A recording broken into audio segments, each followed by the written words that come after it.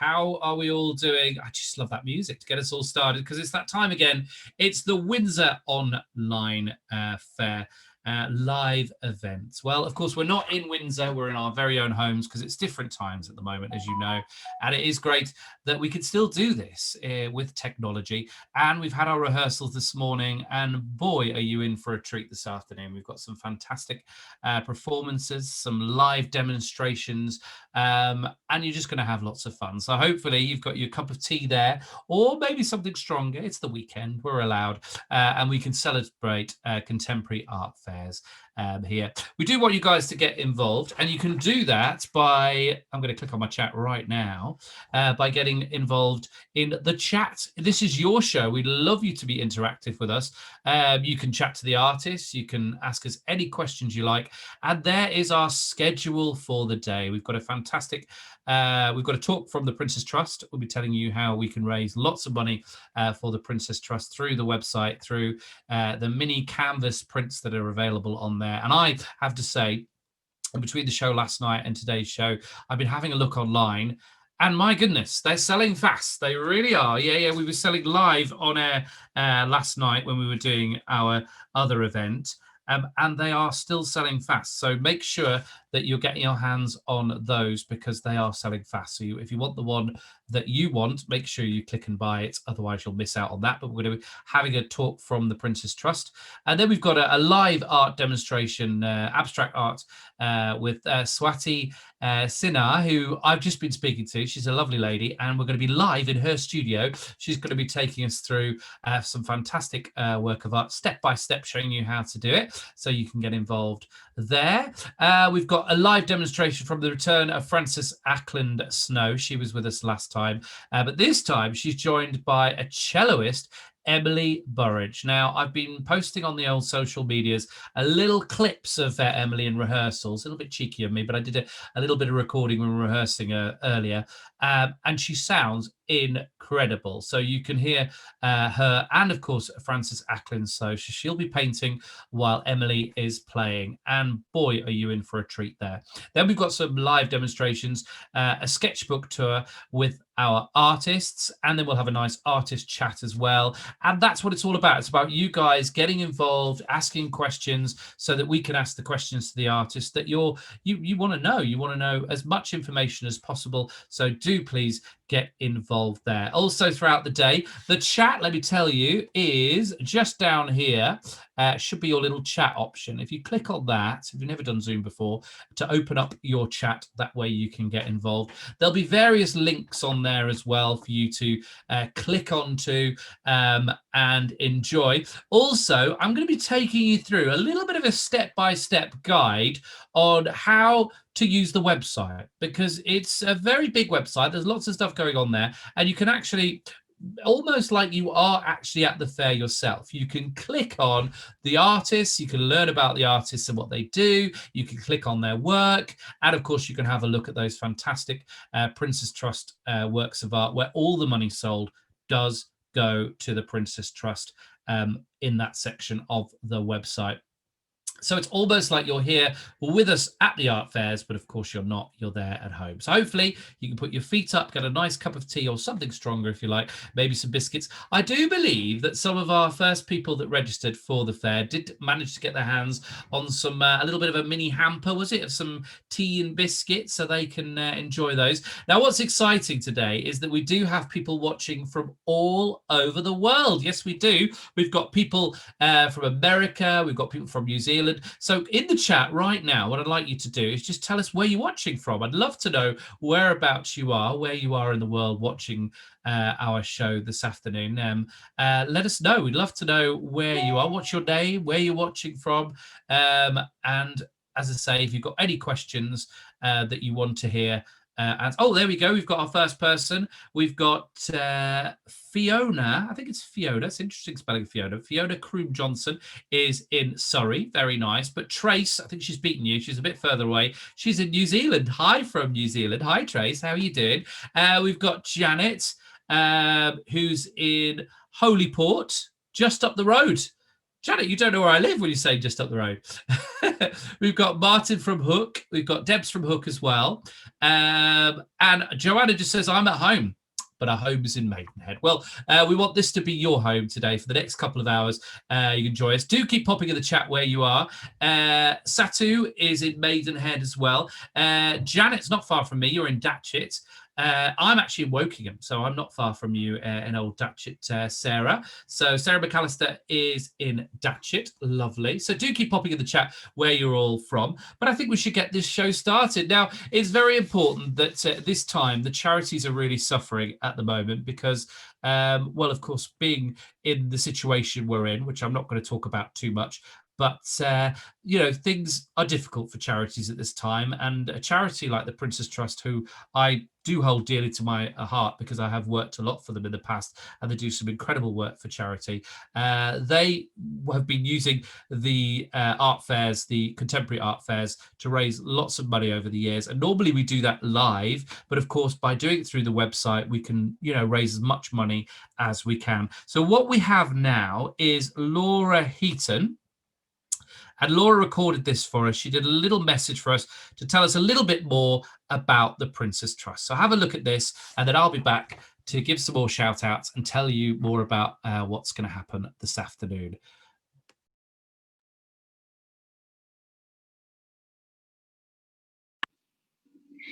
Hi everyone, my name is Laura and I work at the Prince's Trust as the head of corporate partnerships, and it's an absolute pleasure to say hello to all of you today attending the virtual art fair. I hope you're all having a really great time and great to see the event being brought online. And these incredible art fairs have been supporting the Prince's Trust since 2005, so it's a real pleasure to be able to speak to you all virtually today. For those of you that haven't heard about the Prince's Trust before and don't know what we do, we are the UK's leading youth charity, and we support young people across the country to gain confidence, get back into employment, and to finish their education as well. We work with a lot of young people across the UK that are dealing with mental health challenges, unemployment, long-term usually, struggling to finish school, that have difficult family backgrounds, maybe have been homeless or are involved with the law as well. And we give them the skills and confidence that they need to take that next step in life. As you guys all know, this year has been unprecedented, and we've felt it too here at the Prince's Trust, not only as a charity, but we've seen it reflected in the young people that we support as well. Out there, they're feeling the anxiety, they're worried about their job prospects and their future. And a recent survey and research that we've carried out has showed that 55% of young people are very fearful for their future and are feeling anxiety off the back of that. So we know that we play a massive role this year and next year in supporting unemployed young people across the UK. And so we've been adapting to ensure that we can help all of those young people. We've gone online, for instance, with our programs and our support. Our youth workers are supporting young people on one-to-one sessions like this online, virtually. And we're running our programs with employers this way as well. We launched our COVID response fund as well to raise money to support the organisation in this new phase that we're experiencing.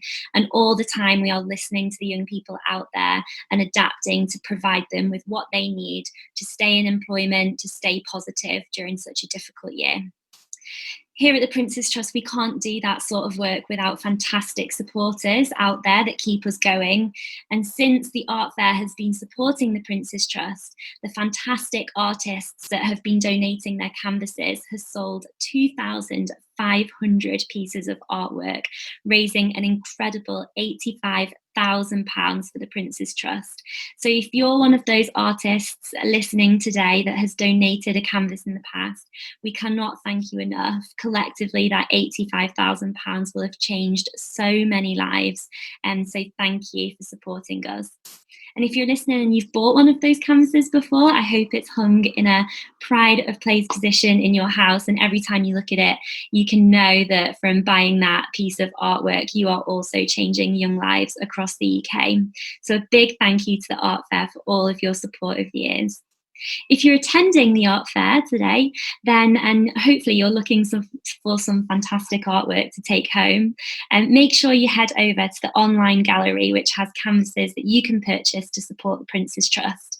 I think they're around £50, and £50 could pay for an online counselling session for a young person, where one of our youth workers jumps online, gives them someone to talk to, and someone who'll listen to them, and give them that positivity and the next steps that they need to turn their lives around in such a difficult year. So from purchasing one of those canvases, there is a young person out there that will massively benefit from you taking that step.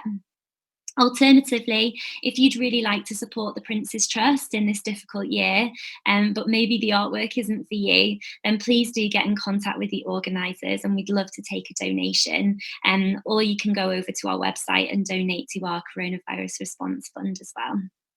So lastly from me, I just want to say a massive thank you to everyone at the art fair over the years that has supported the Prince's Trust. We really value your support, and we love to hear how you get on every year, and we are so excited that the art fair is still going ahead this way.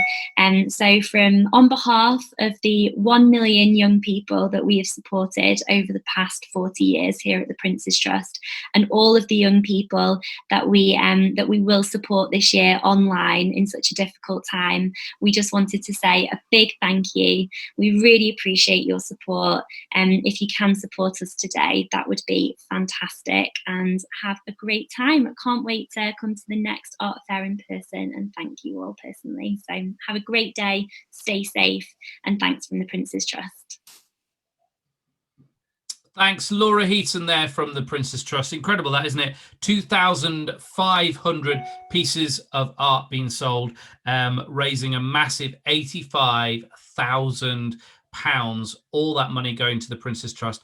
And they are mini canvases. You can find them on the website. And I've got my gavel here to go sold, because we sold 12 so far. That's 12 fabulous pieces being sold there. So thank you to everybody that's bought them. There's still time to buy though.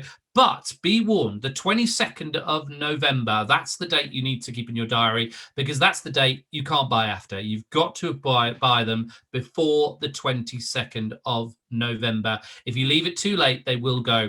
And of course, it is Christmas just around the corner. It would make an amazing Christmas gift for somebody. And also knowing that when you see that on your wall or on your friend's wall or whoever you buy it for, and they'll know that they've done some great work for a fantastic charity. They're £50 each, and they've been very popular in past years across at the contemporary art fairs. As you can see, 2,500 sold. That's a lot. But you can still get your hands on them and view them over at the website. And if you open up your chat, again, just around there, click on that on your screen. That'll bring up your chat box. And you can see a link there that will take you through to the Prince's Trust page that is on our website. In fact, it'll take you through to the website. And a little bit later on, I will be taking you through step by step, showing you how to use the website, how to view all the pieces of art. But if you click there, it will take you straight to the Prince's Trust. Some of them have been sold. As I said, we've already sold 12, but there are still some amazing ones that are still available for you to look at as well. Now, I did mention earlier, again, thank you for the people that have bought them. I did mention earlier that I did sneakily put some bit of footage from our rehearsals over on the social medias, over on the Instagram. If you look at the chat there, you'll see all the different links to our social media. We've got the Instagram, we've got our Twitter, we've got our LinkedIn there. We're also on Facebook. So have a little look on those pages. They'll tell you about all future events, things that are going on. But if you're having an afternoon with maybe a glass of wine or a nice cup of tea, why not snap a picture of you enjoying yourself or enjoying one of our presentations, upload it at any of the social medias. Also, you've got the hashtag as well. Oh, what was the hashtag? I can't remember it from yesterday. Oh, CAF Windsor is the hashtag. So hashtag CAF Windsor. And Alice Ryan has just popped up to say, I'm watching in Windsor. So normally Alice is there in person, but she's watching us online today. Thank you very much for that. Yeah. Hashtag CAF Windsor. Well, on with the show. What a fantastic afternoon of entertainment we have for you. Lots of things to do. And the great thing about being, in a technology way that we are, you can listen to the performances and maybe click through on the website. We had a person that was watching our previous show, and she said, I really enjoyed listening to the music and hearing the artist, but actually just having a little look around the website as well and looking at all the works of art, almost like you're wandering around the contemporary art fair in Windsor, but of course you're not. You're doing it here on your computer. Anyway, I'm not going to waffle anymore. I do it for a living. I'm quite good at it, but we are going to go on with our first performance, and hopefully waiting in the wings, should I say, should be Swati Sinha. Swati, are you there? Let's bring Swati in. She's going to be doing a live demonstration for us in her studio. Can we go live to her studio right now? We can. You were worrying me there, Swati. I thought you'd wandered off. I thought you'd nipped off for an extra cup of tea. Can you unmute your microphone, or can we do that, team, so that we can do that? I might be able to do that for you. Yeah, that's all good. Can you hear me now? I can indeed. Fantastic. So this is your actual studio we're in right now? Yes. Hi. So welcome to my studio. Fantastic. Will you tell us what we're going to do first of all? I can see that, so we can see the canvas on the screen there. I'm gonna put myself on mute, and I'll pop up in a second for you, so you can have a chat and tell everybody what you're going to be doing. So our first artist of the day, please welcome Swati Sinha. Thank you, Paul. Thank you. Firstly, a very happy Diwali to everyone who's celebrating it. It's Diwali today. I'm going to be doing a bit of abstract art on this canvas. What I have done is I've painted it black as opposed to leaving it white. And I will be filling my colors in here. I use a lot of palette knives. Got them here. I've got my colors all out here. And I'm a very instinctive painter. I don't plan way too much in advance. I kind of just let my instincts guide me. But what I would absolutely love is if you guys have questions, then please do ask, and I'll be really happy to answer them as much as I can. Now, we're going to create abstract art with a focal interest area. It's a focused area of interest. What I mean by that is that when someone looks at your artwork, it's a visual experience. So you look at something and your eyes are drawn first to that area of interest, no matter where it is placed on the canvas. So you look at there first, and then your eyes kind of travel over to the rest of the picture to kind of connect with everything that's going on in that particular painting. With regards to colors, you can see on my profile at the art fair, I absolutely love painting in really bright, pure colors. And my special tip about colors today is know your color wheel. There's just so many different types of color wheels available on the internet now. I usually restrict myself to a couple of colors. And then I use different shades or tints and tones of those two colors to kind of make my artwork. I love working in complementary color schemes. And today it's going to be blues and oranges. Blues and oranges are complementary colors, so I'm going to work with that. Now, because it's blue, to create darker shades of blue, I'm going to use some amount of dark blue, but also violets and purples. I do tend to stay away from using pure black, although I do use it as a background, like here. And then for lighter shades, obviously I mix whites. With oranges, again, for darker shades, I go up to deep reds or violets, and for lighter shades, I go into yellows. But my primary colors today will remain blues and oranges. I'm going to use a lot of knife. My painting is usually very, very full of textures. So let's get started. And I've got some colors out here on my palette, right here, as you can see. Mostly all blues. I've got a turquoise blue as well. So my most favorite blue is a blue called process cyan. I love this blue. I'm in love with it.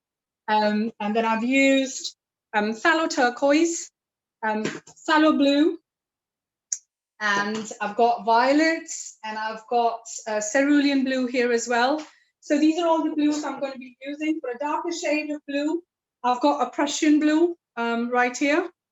I've got all of these blues out here, and we're going to get going. Now, the reason I've colored this in black beforehand is because it just adds to the dramatic effect of the work. Black is a very, very highly pigmented color. Whatever I do on this is going to contrast a lot and kind of just bring out all the colors. So that's my reason for using black.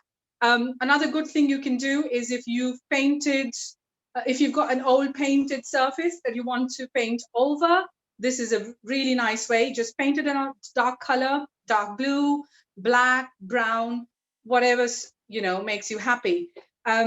And let's get going. So what I'm going to try and do, and this is just so you have an idea what I'm doing,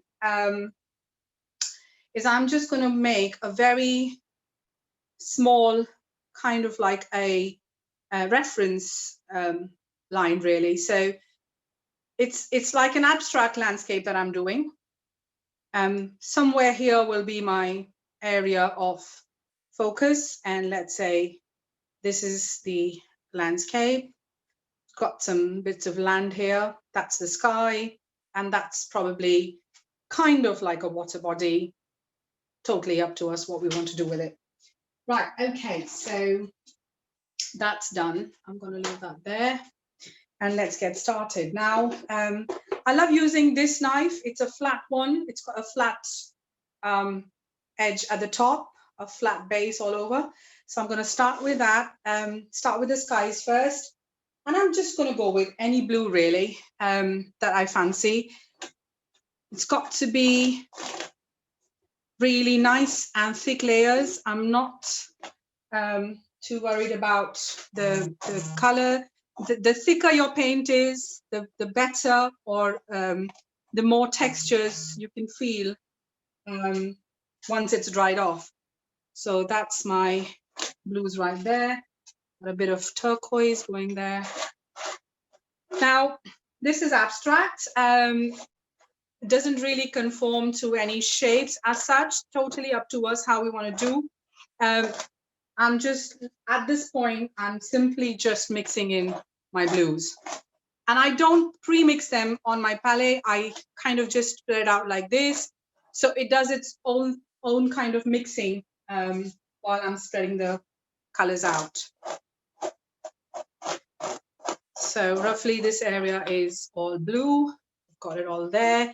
Now this is a deep edge canvas. What that means is if you're looking at hanging this on the wall without adding an extra frame, then if you color on the sides like so, it looks like the painting's just wrapped around the frame. Also kind of cheap because it saves you the cost of having to frame a picture. So there we go. And it's a good idea to do it as you're coloring, because then your the colors kind of tend to remain the same. If you go back and do it, you might forget what shades you used, or you may not get the right shade if you've been mixing colors beforehand. Now, there's no right or wrong with mixing colors. It's totally up to you how you want to do it. It's your artwork, please remember. But what I always suggest to most people who ask me about colors is go with the colors that you really like and enjoy just looking at them. So if you don't like blues as much as you like your pastel shades, go with the pastel shades, because while you're creating your art, you really need to enjoy what you're doing rather than trying to, you know, create art that has colors that you will not enjoy. I've got there, I'm going to dip into violets and my dark blue, and that's my bit for the land. Now you can see that because I've used black, the colors can be quite dramatic in their intensity.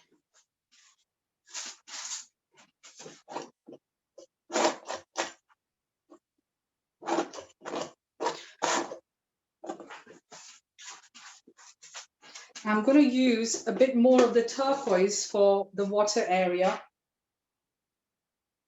and a bit more of the sallow blue.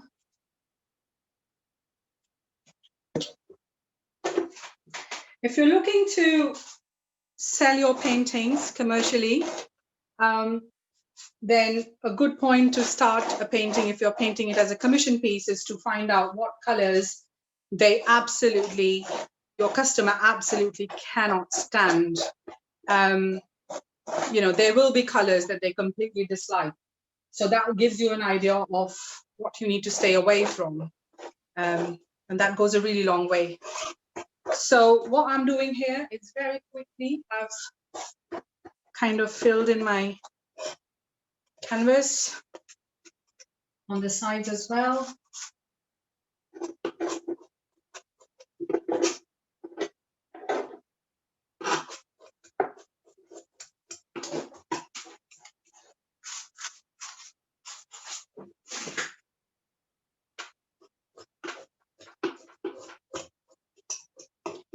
If anyone's got any questions at this point, I'd love to answer some. We haven't got any questions there, but if people do want to pop their questions into the chat box, we can answer them throughout this session. Okay. You also, Swati, I wanted to ask you, sorry to interrupt because it's absolutely fantastic, but I wanted to ask you, you have got some pieces that people can buy over on the website. Yes. Can you tell us about those as well? So for those of you who understand the color wheel or understand color combinations, you will find that most of my artwork is done in complementary colors. So the dominant colors would either be red and green, or blue and orange, or yellows and purples. And I absolutely love painting florals. And I do all sorts of florals. So as you can see, this one behind is a commission piece. It's a very detailed peony. I'm just going to let this dry for 2 minutes. I'll bring this one out. This one is a very detailed peony, and it's kind of painted very traditionally, but it's got golden foil at the center here. That's beautiful. Can you bring that closer to the camera? Sorry to be annoying. Can you bring that to the closer to the camera? Very close to your camera. There we go. Oh wow! Yeah. This one's a commission piece, like I said, and it's a round one. The lady I've painted it for is in absolute love with dark pink peonies. So I've called this a golden soul, and she's in love with it. So it will make its way to her soon. That is stunning. Swati, again, we were having problems with your other camera. I think it may have just been knocked off or something. Okay. Hold on. That's all right. And also, with the painting, if you can just slightly tip it up, because we're getting a lot of shine on the light, we're not actually seeing your full work of art. Okay, got it. We're all learning here. It's so interesting when you try to do these things online. People don't think about all the light and everything like that. Normally, you're just in your studio by yourself, working away, but that light is very strong. Light is a problem. Let me switch this one off and see if I can have the side light on. Sorry. Okay. There you go. Is that better? It is better, but I think you just need to bring it slightly into the light, because I think you can see on the monitor. Yeah, that's the one. Great stuff. Again, thank you for the people in the chat who are telling me all these things. Okay. And Elizabeth's got a question, which is great. We've got a question here from Elizabeth Saunders. She says, how do you feel about painting on boxed frames that artists do not paint on the edges? So about the edges, do you feel you should paint on the edges of box frames? I think so. I definitely think so, because it gives your customers or your clients a chance to just pick up the painting and hang it straight away, rather than waiting for it to be framed. There's a certain level of excitement when someone buys a painting and they can just straight away put it on the wall. And if you're like me, which means you're really bad with DIY, that framing is going to be a few months down, if not a year or so. So yeah, painting it on the side always gives them that option of just using it the way it is, rather than, did I answer that? Yeah, no, that's great. Thank you. Right, so we've got this here. Now I'm going to go in with my oranges. I've got the Liquitex ones here. These are soft body acrylics, but any really will work. I just love this shade of orange in the soft body acrylics, so that's why I'm using it. And I've got a Pyrrole red, which is a stunningly electric red. So we're going to go in there. Now, I've still got some paints on my knife. I'm just going to take that off. And we get going. So I'm going to go in with the red first. I've got it here on my knife, like so. And I'm just going to go this way. I'm just tapping it down. That's it. And on this side as well.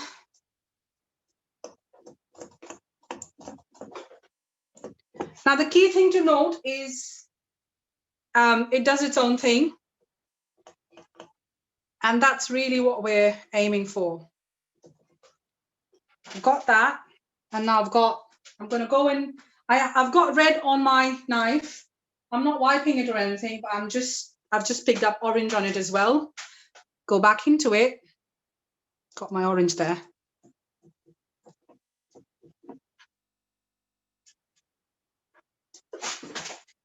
Just going to do a bit on the side.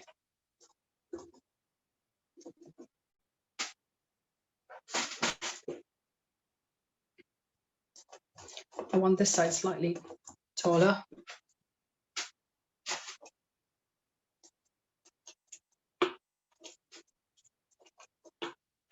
There we go. So that is just, now because the colors are still wet, some of it mixes and comes up with its own colors. And which is exactly what we want. We want the colors to kind of do its own thing. And I love this part of coloring in. I'm going to now take a bit of lemon yellow. Again, I haven't wiped my knife. It's still got colors on it. And I've just got my yellow on it now. Now, at this point, this to me is kind of like trees on both sides. So I might not want yellow all the way or all off it in yellow. So I'm just going to kind of pat where I want some.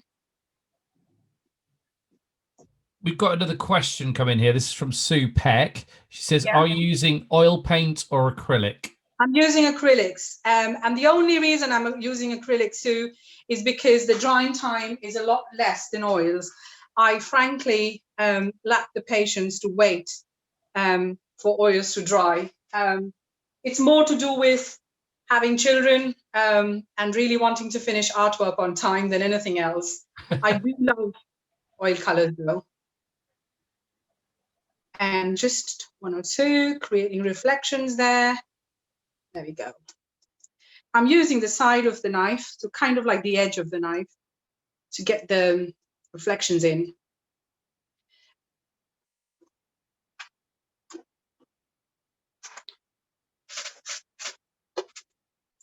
Now, where the yellow mixes with blue, we've got shades of green. Where it mixes with red, we've got some violets and purples going on. And here we are. Oh, I don't know why you keep losing this video. Okay.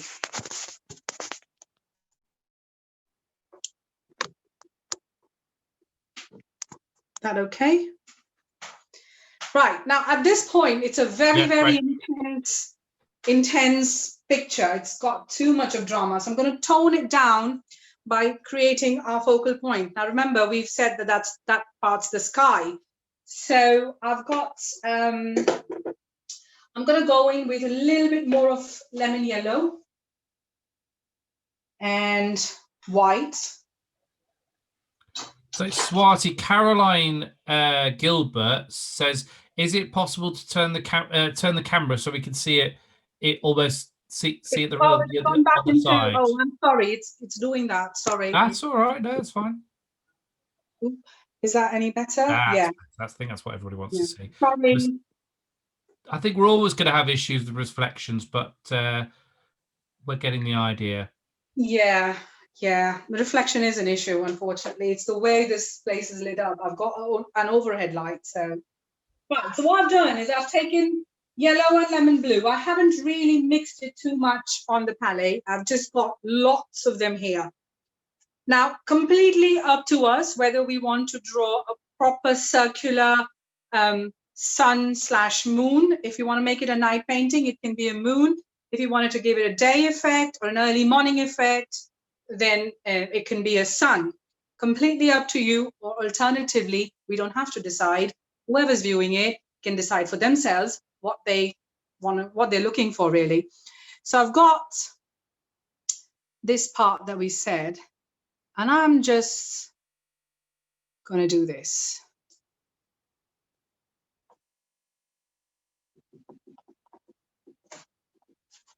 Now, I've got some more light blue that I want to use. Sorry, I want to get a little bit of light blue in now. So I've gone back to my favorite knife. I love this one. Lots of whites and a bit of the process cyan blue that I'm in love with.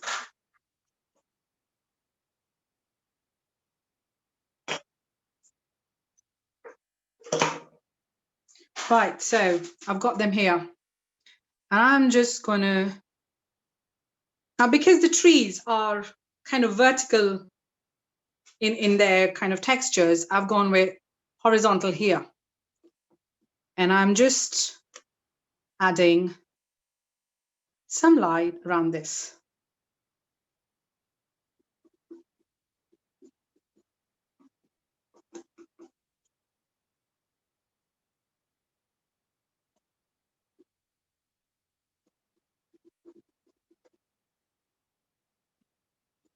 There we go. And a little bit of violet will be good at this point. So Swati, I've got another question here. In fact, I missed this one from earlier. It came in right at the start of the show. okay. And it asks, it's from Luke, but he says, what advice would you give to a basic beginner who wants to get involved with art?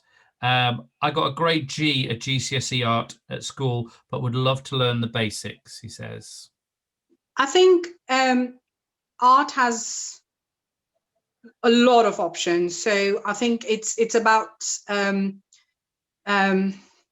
of starting your own journey and figuring out whether you're someone who would eventually love to paint and use lots of colors, or you're someone who just wants to do illustrations or just sketching with lots of different pens or pencils or charcoal.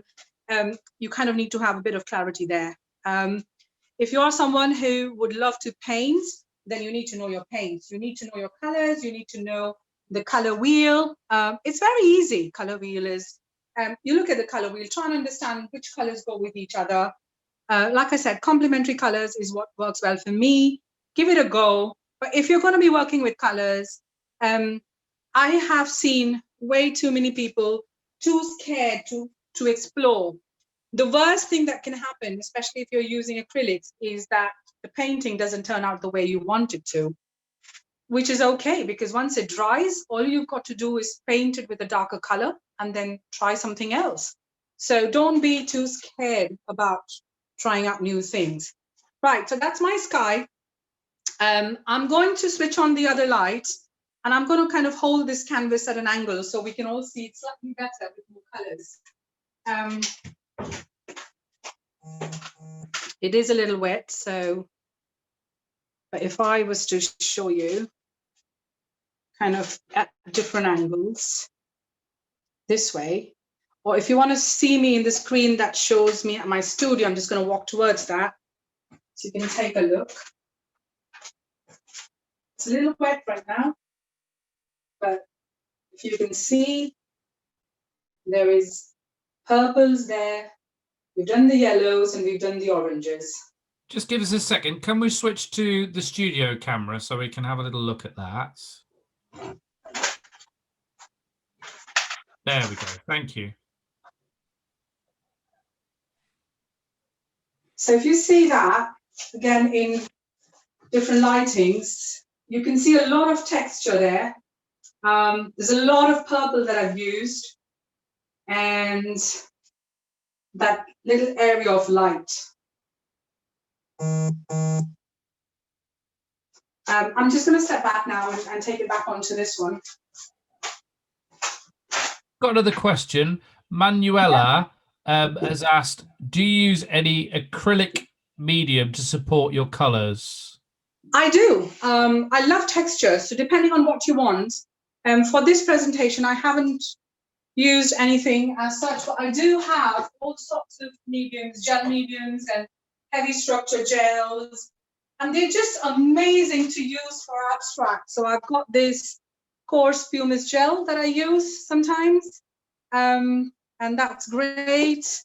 I've got heavy structure gel. This just makes all of the paint a lot more like a paste, a thick paste. So when you apply it on, it's really got a lot of texture when it dries. You can feel it. And then there is this one. It's a modeling paste. So and all of these, when you mix with your colors, it doesn't change the color or the pigmentation in the color. It just kind of mixes in. So that works really, really well. Okay, I'm just going to switch off again this light. Right, we're going to focus on this water part. Now we have an option. We've used the knife here in the vertical kind of motion, and this kind of was all horizontal. So we have a choice of what we do here.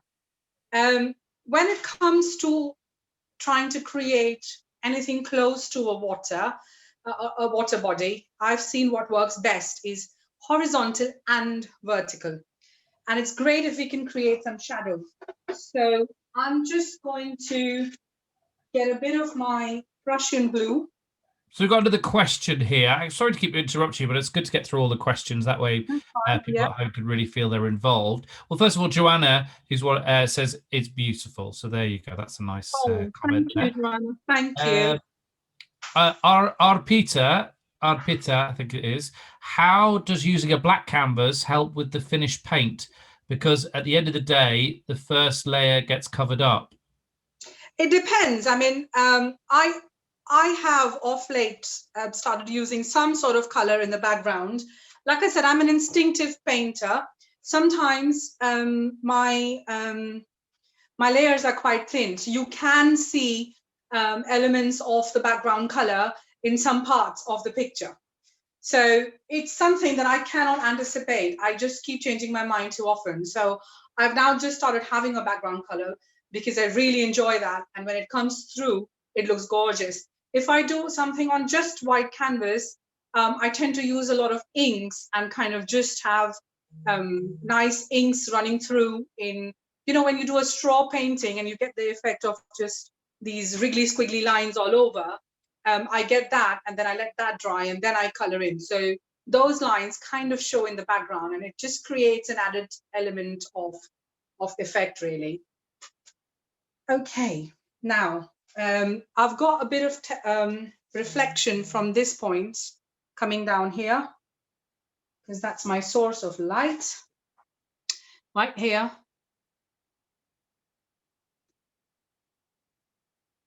There we go. Just that little bit. I see you using your palette knife there. Do you use any other tools? Because I've spoke to other artists before, and they sometimes use all sorts of random things. Do you use anything else? I love knife. I kind of tend to stick with knife, or just brushes sometimes. But it really depends. If I'm doing a commission work, then it could be a combination of a lot of things. If it's something that I'm doing, it's probably literally just knife. Okay. I think knife is addictive. Once you kind of get used to knife, you're going to be reluctant to try something else. But I've also seen normally people tend to shy away from knife because it's quite bold, and people can kind of just get a little intimidated by it. But it's just about letting go and exploring, really. That's what knife is about. So I've got these vertical lines here. I'm just going to kind of carry on there with it. And then some randomly down. And my horizontal ones as well.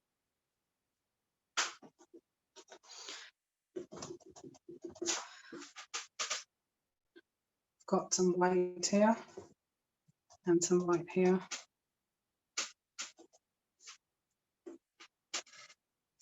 And my purple.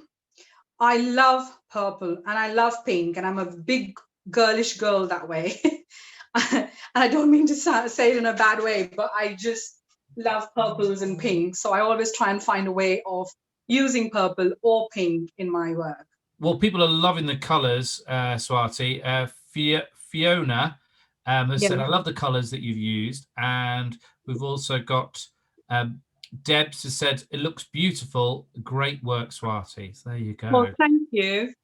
Now, normally, if this was dry, what I would have done is added a bit of gold just here, gold foil, just to sass it up, for the lack of a better word. I'm going to use some horizontal lines, just like so, cutting through, because I just like to do that sometimes. And here.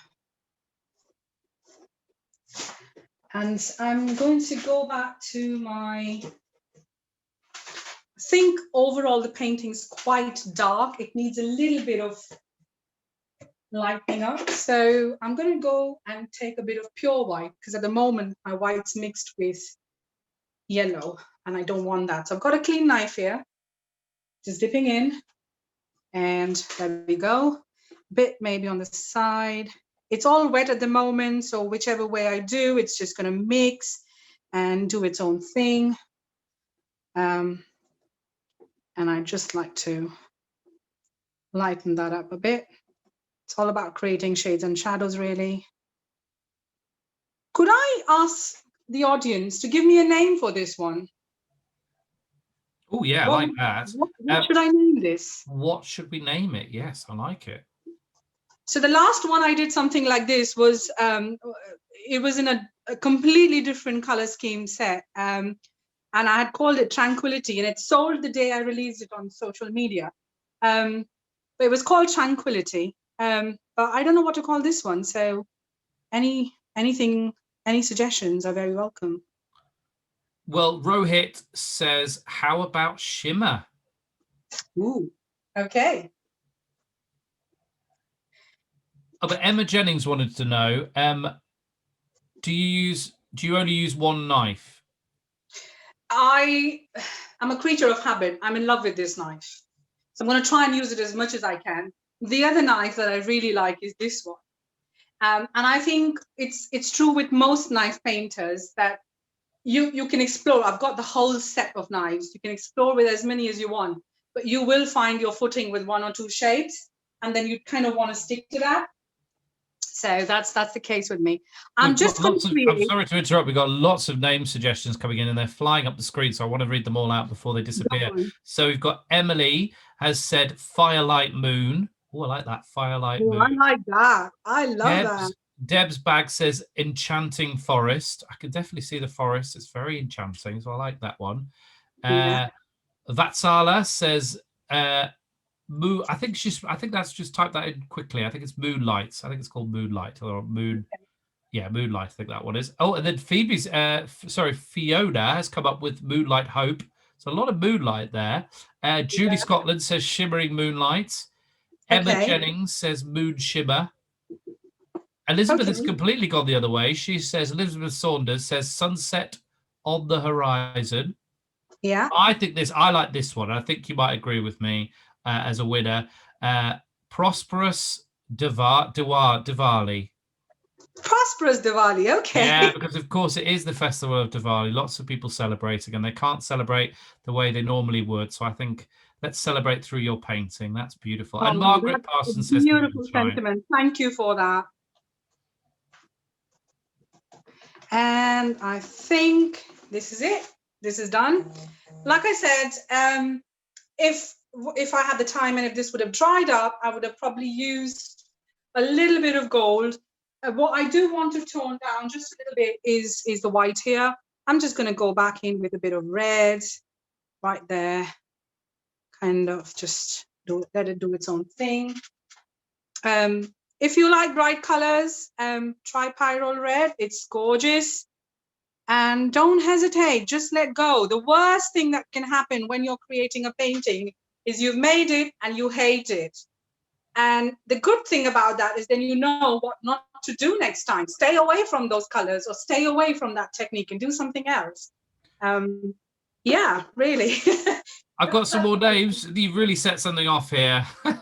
We've got Margaret Parsons says Moonshine. Belinda says Autumn Night. Arpita says Midnight Moon. Okay. Ben Smith says a dusky autumn lake. Oh, yeah, I like that as well. These are great suggestions, aren't they? But Emma has summed it up here, which is lovely. Diwali is all about light, isn't it? Very appropriate. Love it. So I think we'll go with that one. Prosperous Diwali. There you go. And happy Diwali to everybody watching that celebrates. Thank you. I'm just going to take the camera a lot closer so you can take a better look. It's just lots of textures. That's all this is about. If you look, I've got it on the side. But it's just lots and lots of textures.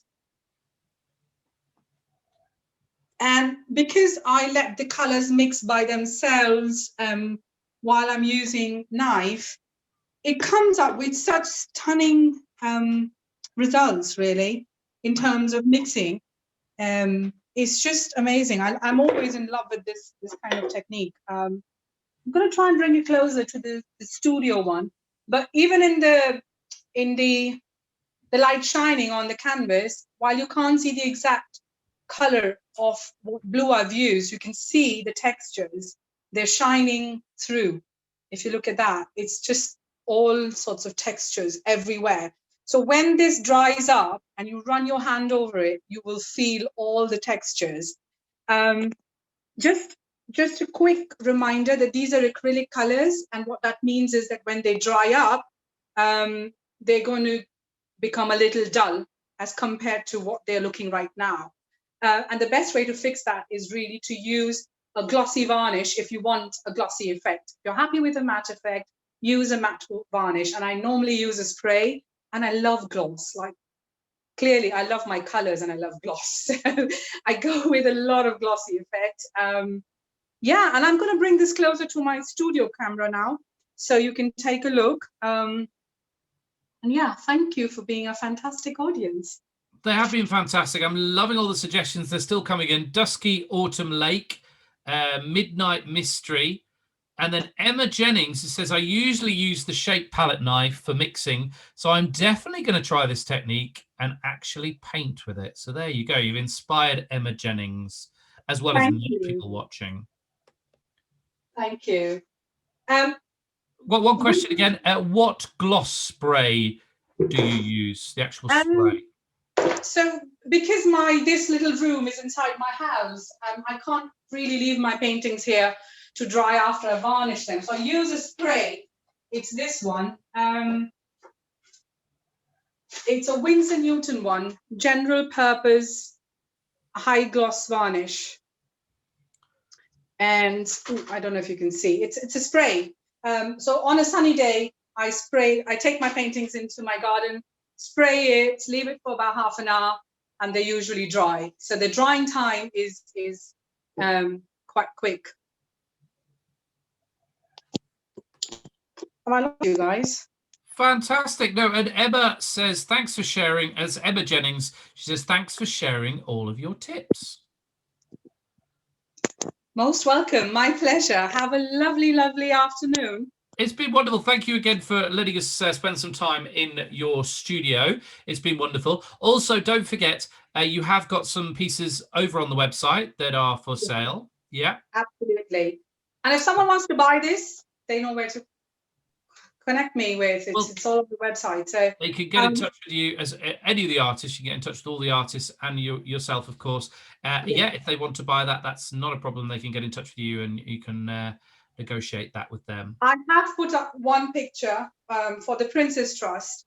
I do believe the picture doesn't do it justice. So if I can just show it to you. Yes, do that, please, for please. The pictures.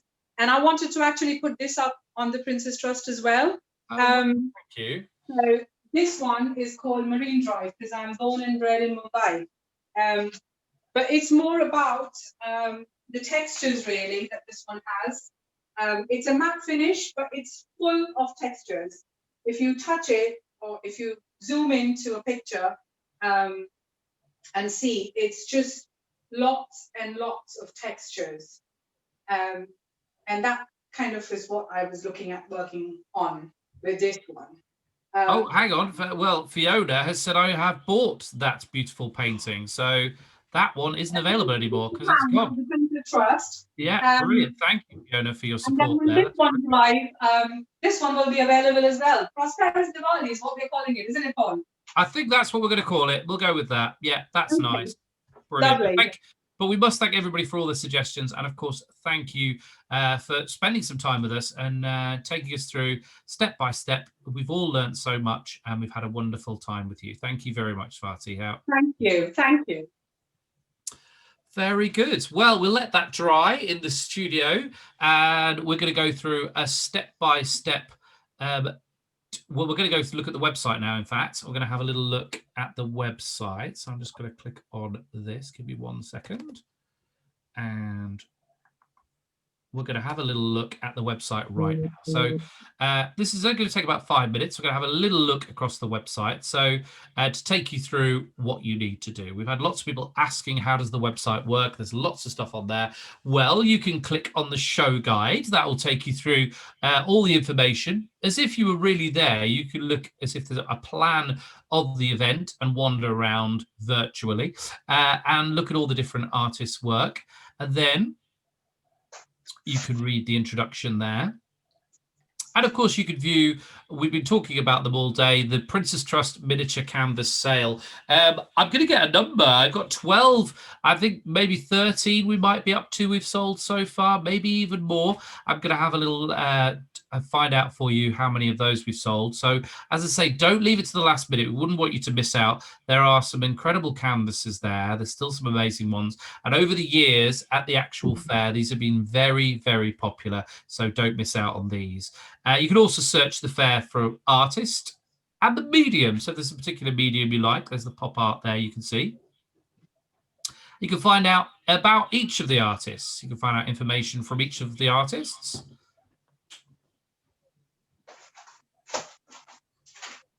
Have a good look around there. And at this point, you can actually contact the artist. So you can ask them questions. You can talk directly to the artists about their work. And in some cases, you can negotiate prices. You can see all the art that they're exhibiting. For example, just look at this stunning Audrey Hepburn. And you can take a closer look at the individual pieces of art and read the descriptions about the work.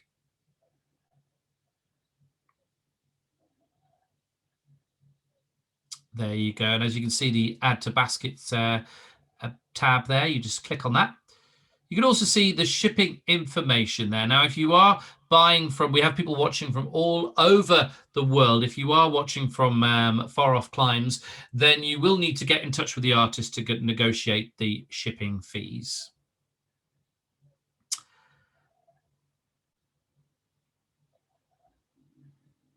So there we go. Look at that one by a light. That's beautiful, isn't it? Very silvery.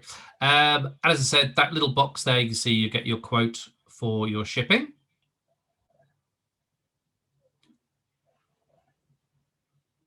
And as I said, with the international shipping, as I say, do request that if you are buying from abroad. As I say, we have got people watching from all across the globe today, which is nice. And of course, the artist will get back to you. It's like a direct link with the artist. You can talk to them directly.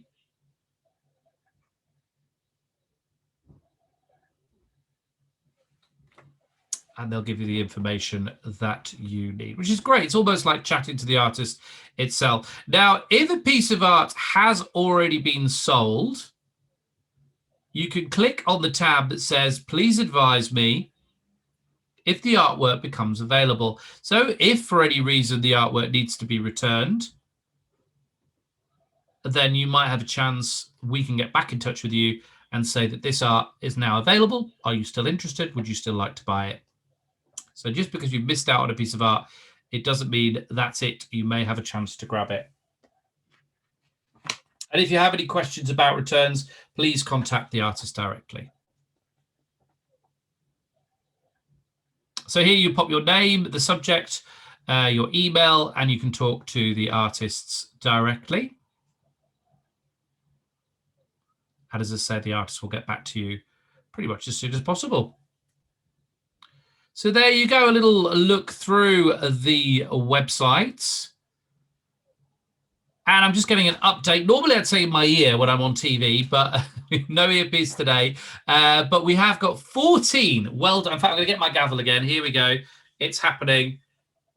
Sold. 14 Princess Trust paintings have now been sold. Thank you very much to everybody that has bought a Princess Trust painting or any of the paintings or any of the artwork that is available on the website. Don't forget, the 22nd of November, that is the date you've got to watch out for. That is our closing date. You must have purchased all art by that date or you will miss out. Well done to everybody that's purchased that. Thank you very much. We said right at the start of the show, so far 2,500 pieces have been sold over the years that we've been doing this, and a massive £85,000 has been raised for the Princess Trust, and all those people that have bought those have added to that. Brilliant stuff. So now you've had a look around the website, you know exactly what you're doing, and you can look throughout the show. While the show is going on, of course, you can open up another window and have a look at the site there. You can buy, or you can wait till the end of the show and purchase and pop them in your basket first, though. Make sure you don't lose out. These are more finished pieces, which I know to a lot of people would feel like the other way round, but I very much like working in watercolour, and although I might start in colour, I might end up in actual ink. And then from those other sketches, then you can end up making watercolours like this, which are much, much larger again. And that's a full sheet of paper. It might be worth saying that this paper that I prefer to use is a Cedars Waterford paper, and it's a non-bleached one, so it's not as bright white as the traditional watercolour paper. And I really like that. I like that with the ink, because black and white can be quite stark, but if you've just got that softness of a little bit of off-whiteness, that's really very nice. So if I chuck those out the way, and say it's very much a Blue Peter activity today, and turn over to some other drawings here. So this is another beach. So I'm very interested in rocks as structures, because they're very impressive, and the beaches in Spain have got some amazing beach formations on them. It's like certain parts of Scotland, the north coast of Spain, but obviously without the midges. So these are the sorts of drawings that I might do on site, and then if I go back here, then these are some again of the like oil sketches that I would also do. So that's the rocks on the beach with the water. Is that the right way round? Yeah. No, I think that's upside down. That one's upside down, the first one, yeah. That's it. There we go. Thank you. But that one's the right way around. Perfect. Brilliant. There we go. So if it's possible to flip back up onto here, onto the big screen, I've got where I've taken these. Perfect.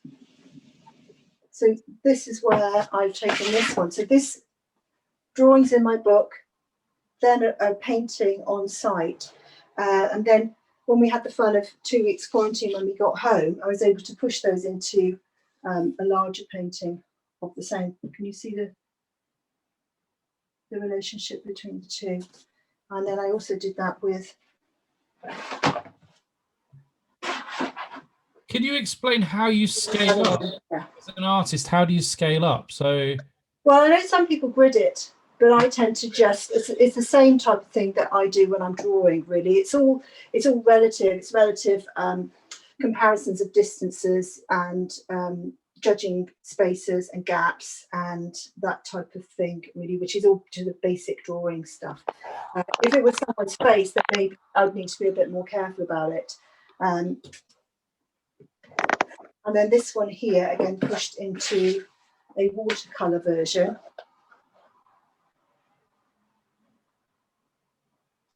So you can see the sort of relationship. So from the drawings to the oil sketches here, then maybe into a larger painting, then maybe into some watercolour work, and often really sort of playing around and staying with the same sort of theme, really, staying in the same area with the same territory for a little while, and getting inside of the subject matter, you know, drawing it again and again, painting it again and again, revisiting it again and again.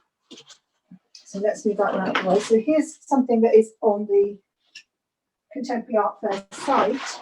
That's what I was going to ask you. So this one is available. We've got a link in the chat at the moment, so somebody can buy this one. Yeah. Yeah, you absolutely can. And a lot of the other ones that I've shown you, those bigger ones, are also then on the site. I don't know where it's best to say, because the detail. Can you see the detail in the tree there? It doesn't really particularly show up. Where is that? This is the Tower of London. Of course, I thought that. The edge of the Tower of London, yes. And then behind me here, this is Windsor Castle. So this is a reworking that I did especially for Contemporary Art Fairs. And that is a reworking of a piece that I did for the plein air painting competition that Contemporary Art Fairs were running. It's not happened since, but in Windsor Castle, and they had permission to work inside, and I was working here by the keep. But I made a double-sized painting. This is a smaller version, but I had probably even bigger than the whole frame there, and I worked that on the pavement, as I do, and I've got a photo of me doing it here. So if I show you there, so there I am doing the original of the one behind me on the pavement. It was a very, very hot day, and you can just see here my sketchbook with the castle. So I worked out in one of my larger A3 sketchbooks where everything was going to go, and then went into a painting. Do you draw a crowd, Kim, or do you just kind of keep out the way of everybody and just kind of get... Oh, no, I don't care. So when I was a very young lady, my student job, so if you've got some student artists listening, so when I was very young, I recommend this to you. I used to go and draw and paint like you see in European cities. I used to go and draw and paint and sell my work on the harbour side in a small town in West Wales where we were living. And so I would do these little pen and wash things and sell them to the tourists. And that was the best money I've ever made. So I think you need to be young and you need to be happy to interact with people. But if you learn to do that when you're in your early 20s, then it doesn't matter how many people come to watch you later on. You know, you don't get fazed by that at all. And then also I have a teaching background, so I'm used to sort of waffling on and talking to people. Although I do have to say it's a bit weird when you're trying to do something that you're filming and I haven't got somebody like you to talk to, Paul, because you've got nobody to bounce off. It's really weird and you end up just talking to yourself and trying to work out what people would want to hear. Anyway, so that's it's been a thoroughly entertaining show. It really has. You've given everybody, and we can see by the comments on the chat as well, you know, and you've had all your paintings all set up, ready to go. No, honestly, don't criticize yourself. You're doing a great job. All prep, you see. I used to teach 4-year-olds. You can't be not ready for them coming through the door on a Monday morning. Right, so what I'm going to do now is I'm going to go back onto here. I'll just show you. Here's my model for the afternoon. So I'm going to do some ink work now and just really take you through and talk you through the process of what I do. And Paul, you just need to tell me when to stop, basically. That's fine. Your fish is upside down. I never thought I'd say that sentence, but it is. Your fish is upside down. Your fish. Oh yeah. Well, you see, you don't know which way I want to draw it. Okay. Yeah, that's me. Yeah. So basically, I'm going to take you through the whole process of what I do, really, in a simple form. He's a very good model and he's really cheap. I recommend him to any artists out there. And here, hidden in my pan chest underneath, I've got some stuff ready to go. Now, I'm a bit worried. I've got a very... Is that your dinner later, though? It might be. Yeah, it might be. Yeah, I do like a bit of fresh fish. Yeah. So I'm just a bit concerned. Can I see here a glare of light? Is that stopping you from seeing what I'm doing? Am I better there? You're better there, yeah. Yeah, okay. It's difficult, isn't it, to light the space, but without blinding you. Is that better or worse? No, that's good because you can see it Okay. clearly. There's obviously a reflection in that area where it was. Good, fine. Now, so here I've got just a random sketchbook. This was something that somebody was throwing away. It's not even a hardback. I generally like a hardback with my sketchbooks. And I always start off with some drawing. So here I've had him this way round, Paul. And I had a little go at drawing him, and I decided it was a little bit boring and you could see all his insides, and some people don't like fish. So then I turned him around there and I had a little go at him here, and I'm just using a really soft pencil. So I like something like an 8 to a 10B because it's fast and it's smooth and it slides across the paper. Then I started drawing him that way round. I don't know whether you can see that. I'm going to lift that up for you guys. Yeah, we can see that. Okay, and I couldn't, I wasn't happy because I knew, I could tell, it's that scale thing again, that, you know, he was going to have to be a bit bigger. So then I turned it round. I think he was like that. And that's the way I'm going to draw him. He's having a lie down, Paul. So you might think he's upside down, but he's just having a rest, okay? Okay. And, yeah, okay. And bear in mind now as well that I am over here looking that way, and you are looking that way. So what you and I see are going to be slightly different. But basically, I start off always, as I say, with a little bit of drawing. And drawing is just about measuring. It's about looking. It's about having a little conversation with yourself. Is that bigger than that? Where does that sit with that? The stripes on this plate are great. I've painted a fish before. I did it for, I did a demo like this for the Artist magazine. And I also have a time lapse on my Instagram page. Now, I know that lots of contemporary art fairs visitors are not always that interested in Instagram, or maybe don't have Instagram, and sometimes maybe feel that they miss out on things that are available. But certainly from my website, and I think a lot of other artists, our Instagram is often linked from our website. So you can just click on any of the Instagram pictures on my website, and it will take you to my Instagram page. And you don't actually have to have Instagram yourself. You can just, if it says, do you want to open Instagram or continue in browser, you just carry on in browser and you can have a little look at what I've got on there in the browser.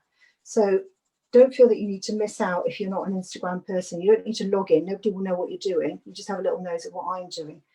So you can see how quickly really soft pencil fills in that space, and it gives me an idea of what I want to do. So I'm looking at this fish now. He's got quite a, I've decided he's a boy. He's got quite a dark face and head. I'm going to go a bit darker down there. And then his tail is really quite dark. And I use my pencil and my paintbrush in a sort of, I suppose what people call a gestural way, really. So I know that it's quite flat across the fish that way. So I've used my pencil that way there. And here it's more of an angle downwards. So I've come down with my pencil, if that makes sense. So they're what's called gestural marks. And again with the tail, because it's got some pattern on it, I'm using my pencil that way to sort of get that sort of effect. There's a little bit of dark fin there. But I'm fairly happy now that I've got that composition. I know what I'm going to do. So in true Blue Peter style, once I've got that ready, I then got my watercolour sketchbook out, because what I'm going to do for you today is I'm going to work with a little bit of ink. Now I use Windsor and Newton ink. It often comes in a tiny bottle, but because I use so much of it. I'll just pop him over there. Out of my drawer, I have 2 sketchbooks.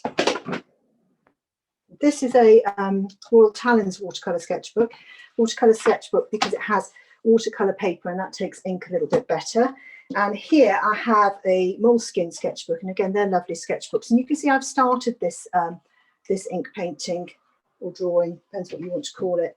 When I finally get around to doing my PhD, if I ever do it, my PhD is going to be on when does drawing finish and when does painting start, because what I do with ink to me is definitely a form of drawing, but I always do it with a paintbrush. So, you know, you could argue that that was painting. So that's an interesting sort of area for me to sort of think about and consider. And I don't know whether you can see, because I'm demonstrating ink, I thought I'd perhaps show you a couple of different ways of preserving the white on paper. So you have to keep the white of the paper clear, and then you build up tones, you go darker and darker. With ink work and with watercolour, you can't take that off again once you put it down. I mean, some watercolours you can lift, but it's never as successful as having left that area. So here I've got this yellowy stuff. It's called masking fluid, which I very, very rarely use, but I'm using it especially for you guys today. Another way of preserving the white is just simply remembering not to do any painting on there. So that's the approach that I generally take. But there's another way of doing it, and that is using something called resist, wax resist. And here, just to the side, look, I've got some of my stuff you can use for wax resist. These are special sort of clear wax crayons that you can buy. I'll show it over the black there. You can see, look, it's like a clear wax crayon. So that's one way of doing it. And then there are all sorts of other fancy things by companies like Sinha, and they do wax resist stuff. But equally, just wax work. So that's a birthday candle. So you can use that. But my absolute favourite is, and this is probably, can you see there's a little bit of wick left on there? It's a bit of tea tree. Sorry, tea light candle. And the great thing about that, and if I put it against this black bit, can you see I've been able to sharpen it and cut it into a really sharp point. So keeping that white, preserving that white is really important. Here, around here, I've just left it white. So that's one way of dealing with it. But what I'm going to do across the fish here, just to demonstrate to you guys, is I'm going to put some wax down his back where I see this highlight. And that should stop the ink from getting to the paper and just keep it white. And then also I can see a little bit of shine there. I put a little bit of tea light there. And you're working blind, you can't see what you're doing. And there's a little bit of, a couple of highlights down here as well. So when I get to doing some work on there, remember there's wax on there. I'll leave it on the corner so you remember. Let's go back slightly, a little step back, because this one I haven't finished the drawing on. So just like I did on this drawing up here, I just really want to work out where things are going to go. I've got most of my fish in here. And, you know, drawing is all about, for me, looking at angles. So if I match my angle there, match my angle here, then there's a bend. So you match your angle there, match your angle there. Then there's a little sort of bump coming out. And you don't have to have very sophisticated language to understand what's happening here. You just sort of think that's a bit taller than that, a bit longer than that, a bit curvier than that, a bit straighter than that. That bends down a bit. How much does it bend down a little bit? Where's the eye sitting? So then with things like eye, I'm thinking between his head and there, what is that distance? So between there and there, what's that distance? And this is where I start to get very quiet because I'm concentrating when I. So do butt in, Paul, if you think I've been quiet for too long. And then I need to think about where that fin is. That's going to go somewhere across here. But for me, you know, drawing and painting is not about representing it. I'm not hyper-realist, you know, representing it as we actually see it. We have cameras to do that. So my job, I feel, as an artist is noticing showing what I notice about something. So let's get going with a little bit of water and some ink. This is just any old fancy pot.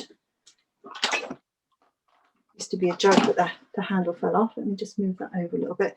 So I'm right-handed. It's always a good idea to put your stuff on your right if you're right-handed, and your left if you're left-handed. I know it seems bleeding obvious, but it stops you working across yourself like that and having the chance of dripping on top of where you don't want things to go.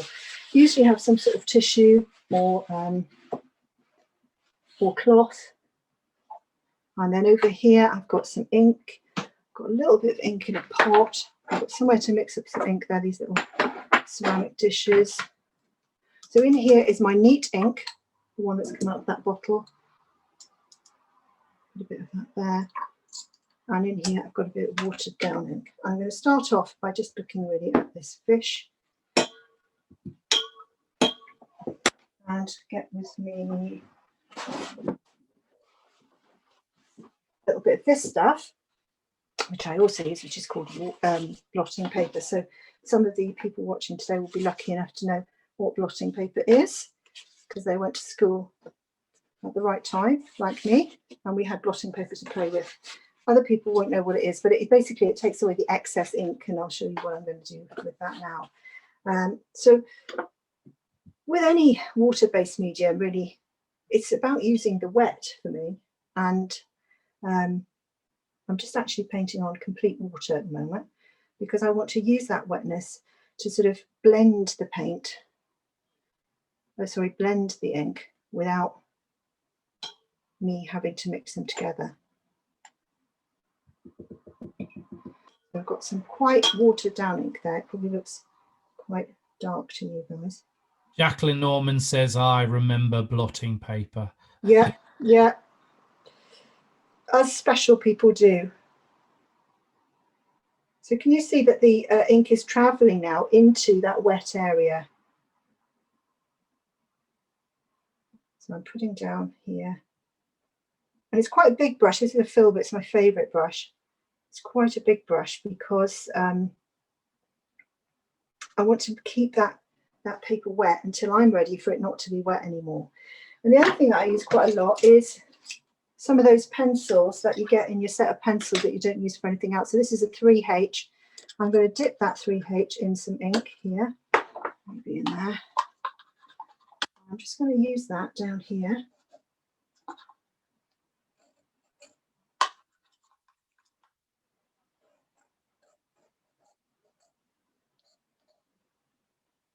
Because I want to have a bit of definition, but I also want to introduce a little bit more depth to the tone. So when I teach watercolour, I often teach some ink work with it, because you can learn many of the skills that you need for watercolour, but without using colour. And you can learn to understand how to control the medium, how to think about tone, and most of the skills that you need to do watercolour painting, but without having the fuss of also having to mix your own colours, because you see that's much more pale than it looked. You know, mixing colour is a skill in its own right. So that's part of the body, and I'm happy with that, but I'll also now need to leave that to dry because it'll be too wet to work on. So even though I've tried to dry it out a little bit with blotting paper, I'm going to leave that to dry for a little while, but that doesn't mean I can't do other parts of this fish. So I'm going to use this ink that I've got in here, which is slightly watered down, and I've got some particular shaped brushes that I'll be able to show you in a second when I just pick them up. So these are called flats, and you can see that because they're flat. I'm looking for this one here. This is a flat. You see he's a bit fatter. So if you have the right size of brush, and it doesn't have to be an expensive brush, this is a child's paint brush. If you have the right size of brush, then it means that the marks that you make are incredibly efficient. So I'm looking at this wider band here. See, my brush is a similar shape. So I'm going to go around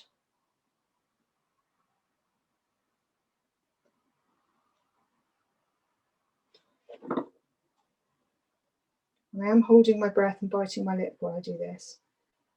I know when I've done a lot of painting, because I tend to have a really dry bit of skin on my lip where I've been biting my lip while I'm working.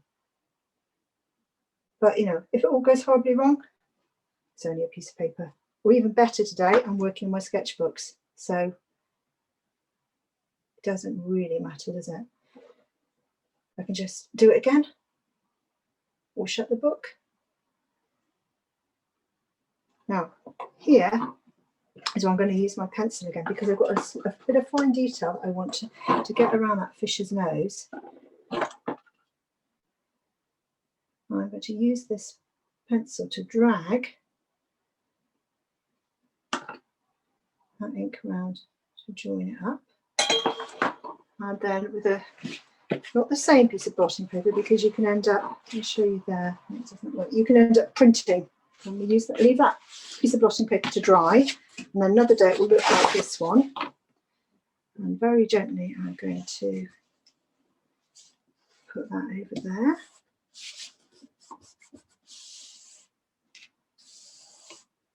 How am I doing for time, Paul? Got about 5 minutes. Okay. That good? Good. Yeah, that's good. You'll be able to see where I'm going probably by then. Won't be completely completed, but you'll get a good idea about it. So again, if I wanted to do this,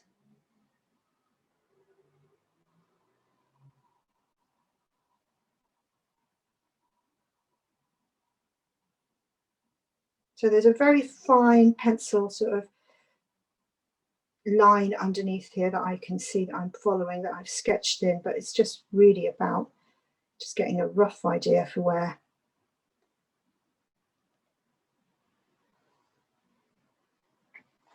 where that line is going to sit. Won't use that one because it's wet. Chuck that away. Get this one.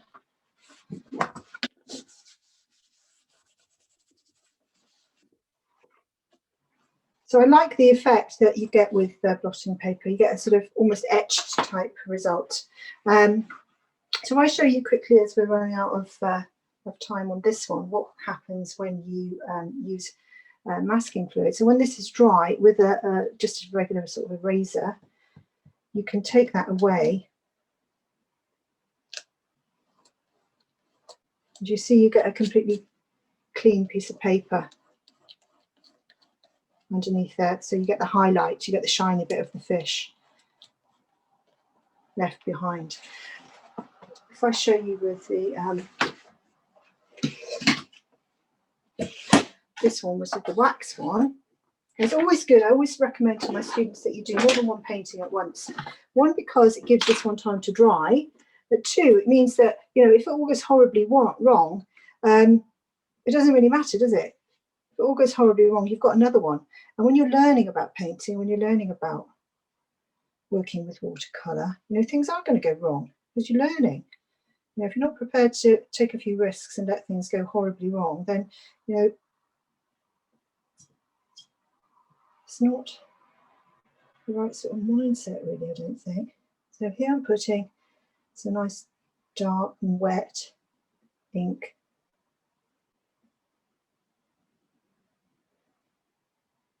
Over there.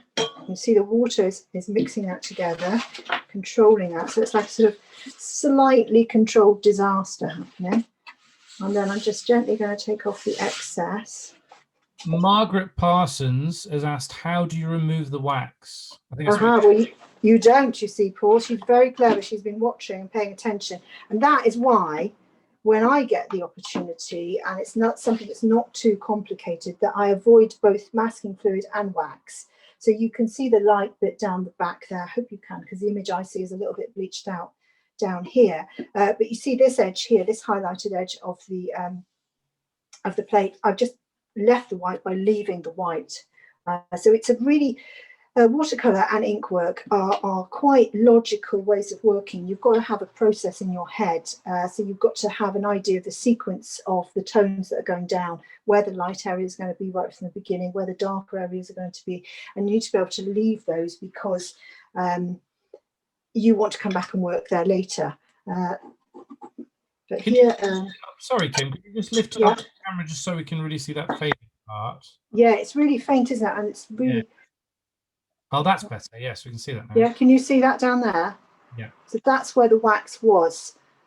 So that's one type of resist, which helps you keep the white. Because there's a lot of things to do. Sinha Sargent said of, so this is the masking fluid. Sinha Sargent said of watercolour, it's making the best of an emergency. So if you have that in your head, that there's going to be like rapid periods of action and then much slower periods of working, and it's going to feel a bit panicky and it's going to feel a bit like it's out of control. And as long as you know that's quite normal, then that can help you sort of really get to grips with what you're doing. I can go in there with my small flat, helps me put some nice lines in. And then the other thing you can do with your pencil, that really hard pencil, is you can press in and it pushes that ink into the surface of the paper and helps you get different texture.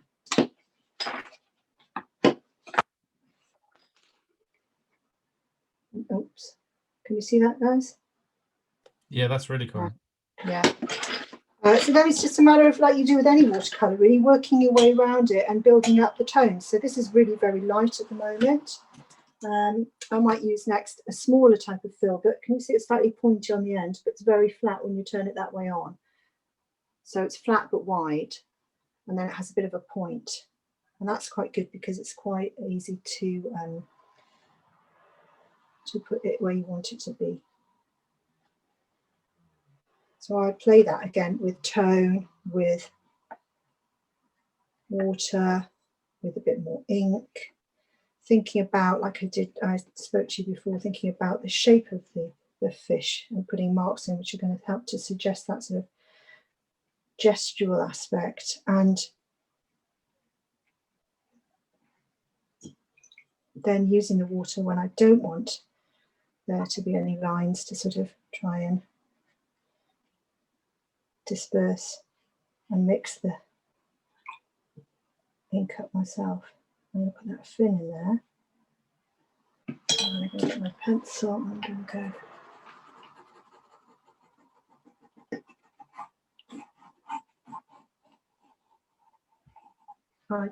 I draw into things quite often. I'll give something small here. So this is a really long pointy one. This is called a rigger.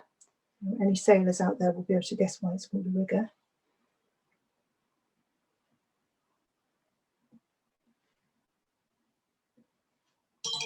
Again, using that brush, sorry, that pencil to drag that ink around and help you create the lines and the texture. One last blot.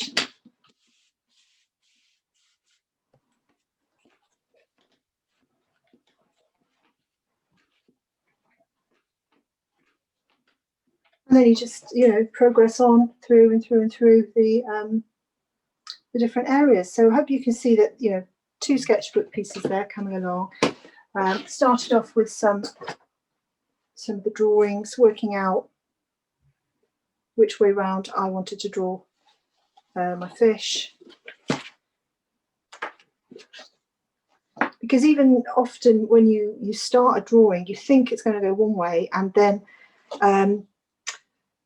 as you start drawing it, like I did on this page, you realise that it's not going to fit on the way you want. You know, you've got this idea in your head, and even with experience, you think, this is what I want to do, this is how I think it would look great. And then you start drawing it and you think, oh, no, I don't like that because the tail's not in the right place.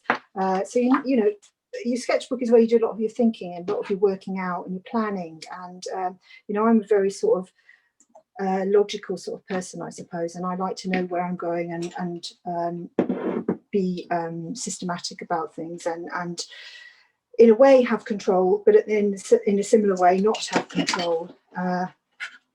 So I don't know what else I've got in here to show you.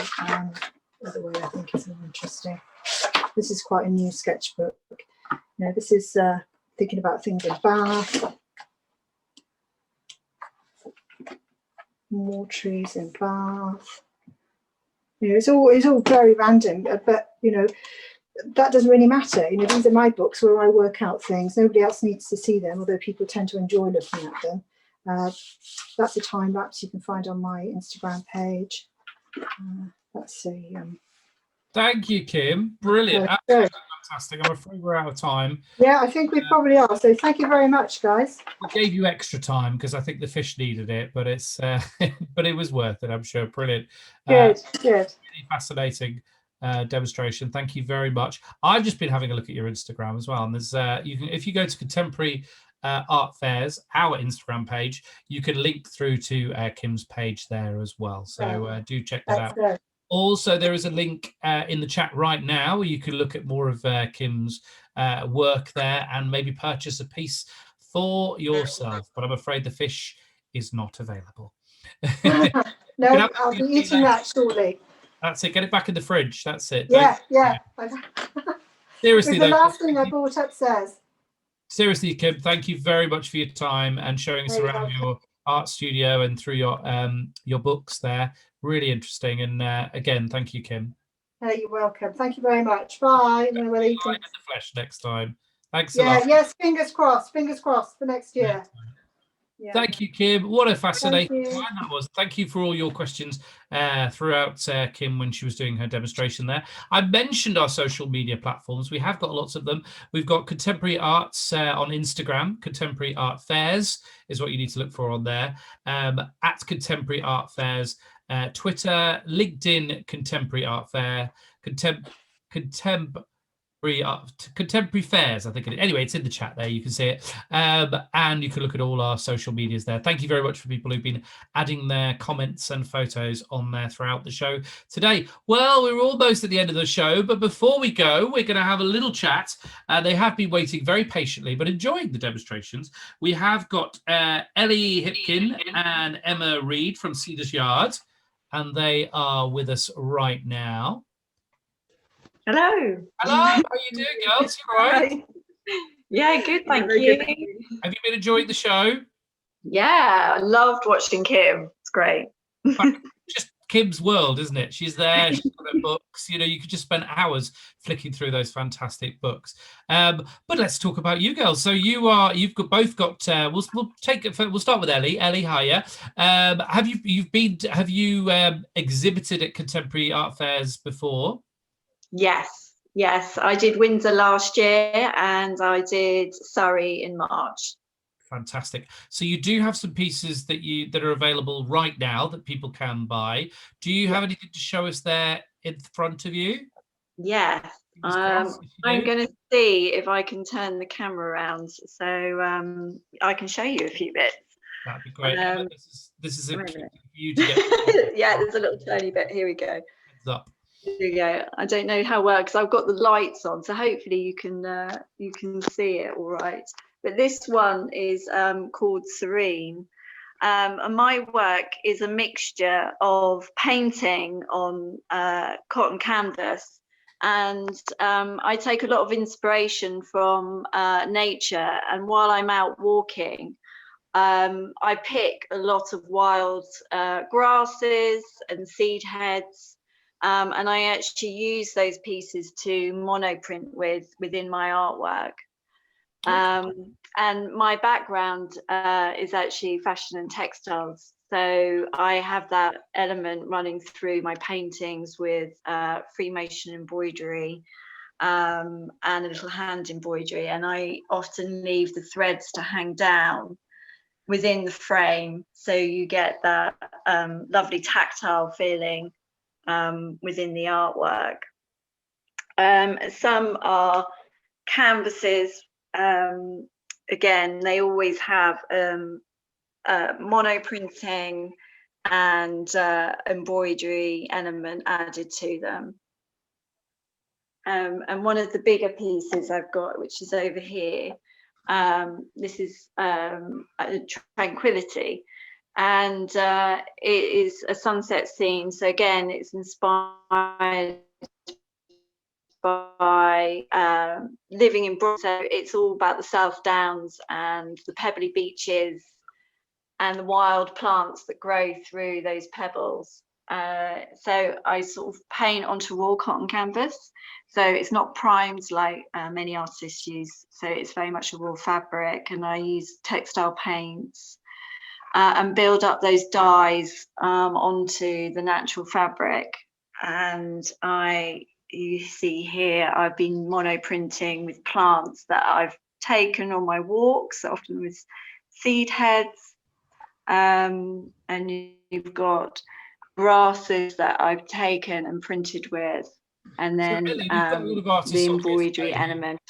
Sorry to interrupt, Ellie, but we've got a lot of artists on here who are brand new to all this. And what do you mean by monoprinting? How can you explain that to anybody watching that might not know what that means? Yes, monoprinting is one print. So I take objects and things from nature, and I literally use them to physically print with onto the artwork.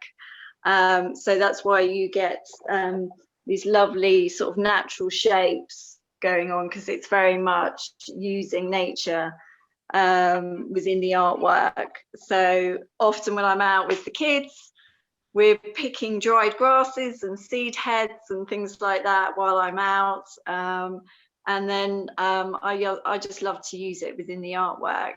And it just gives a lovely impression into it. So lots of nature walks with the children, and you come home with bags of all sorts of things. Is that how it works? Basically, it's like, oh, Mum, not again. But yeah, they love it, really. Yeah.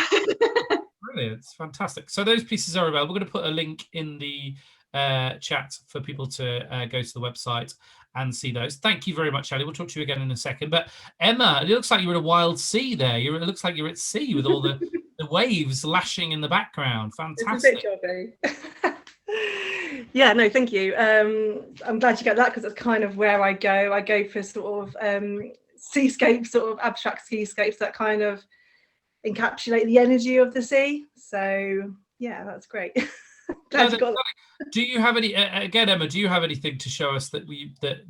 Well, I can give you a little tour, because I've got 3 pieces behind me that are all available on my website. So, or the fair. So this large piece, which is 90 by 120.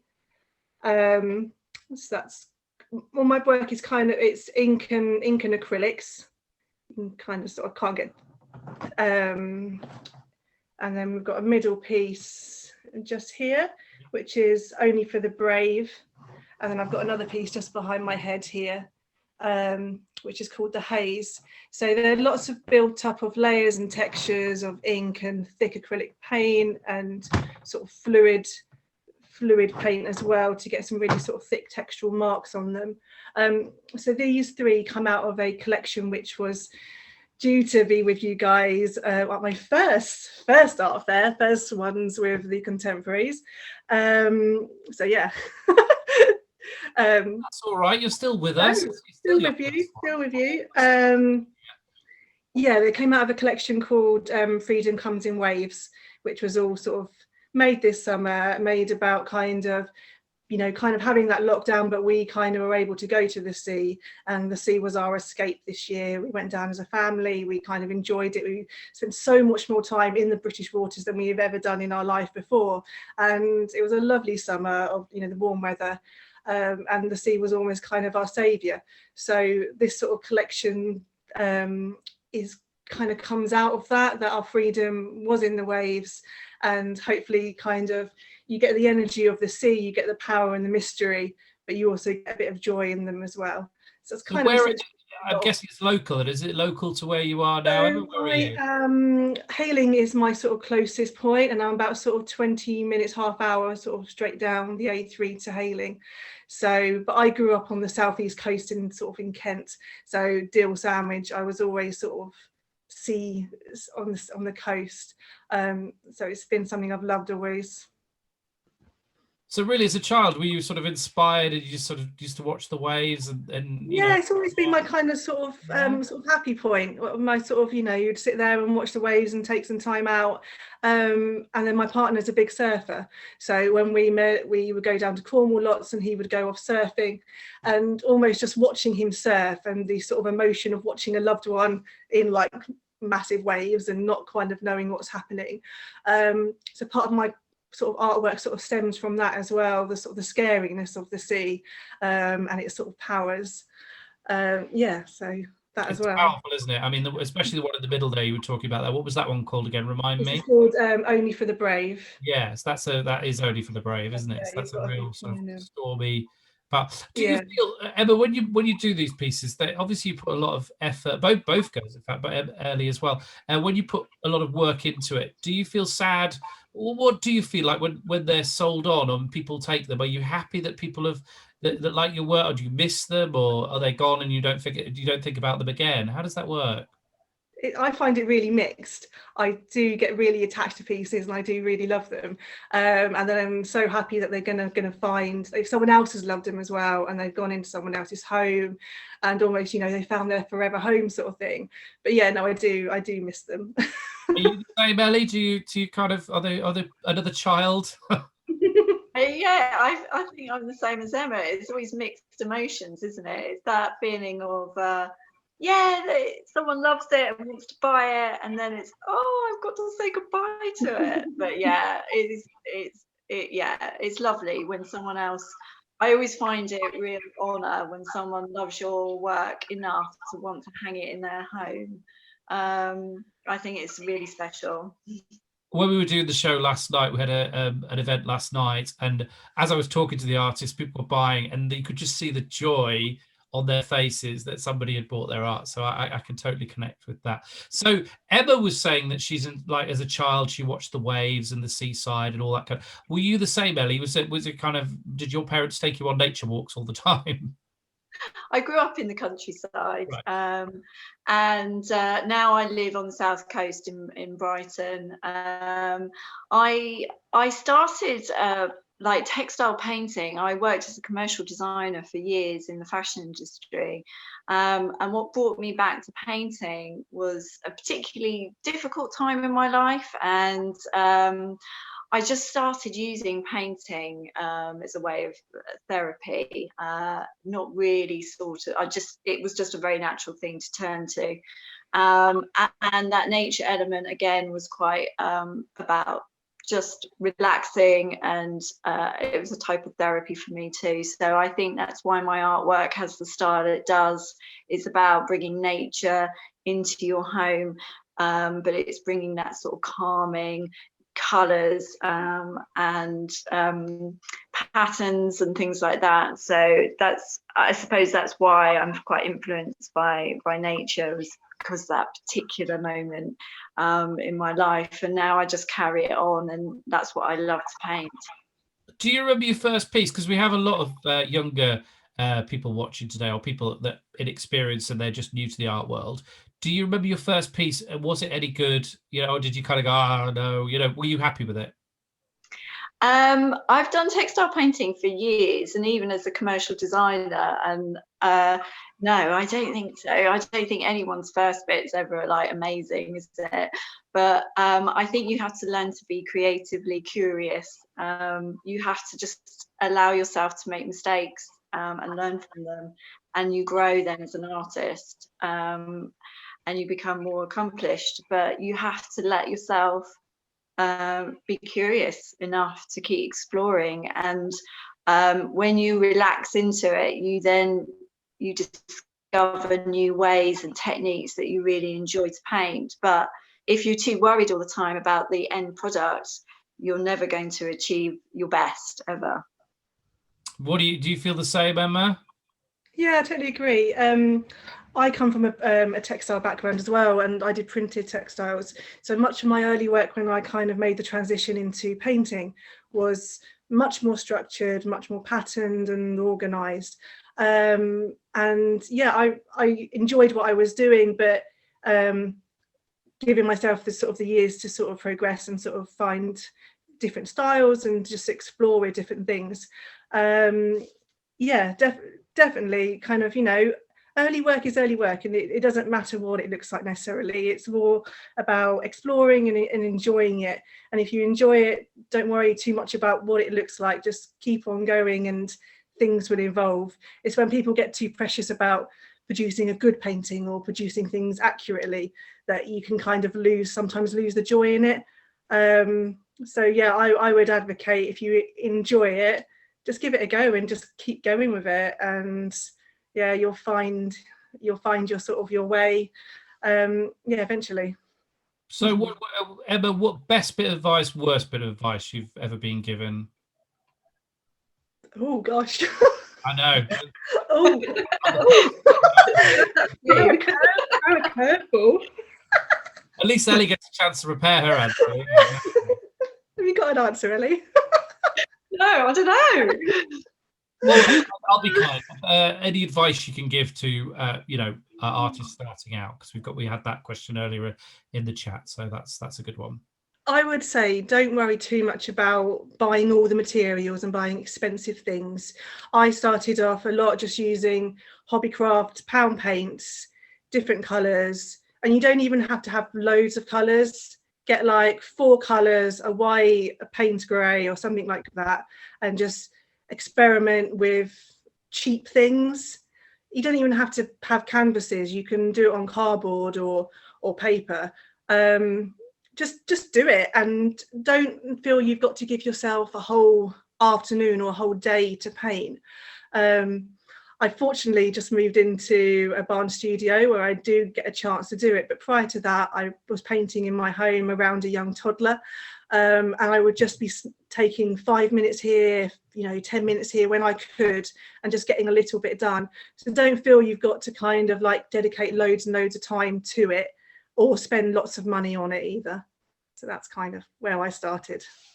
Has she stolen your answer, Ellie, or have you got an answer? Yeah, no, that's all good.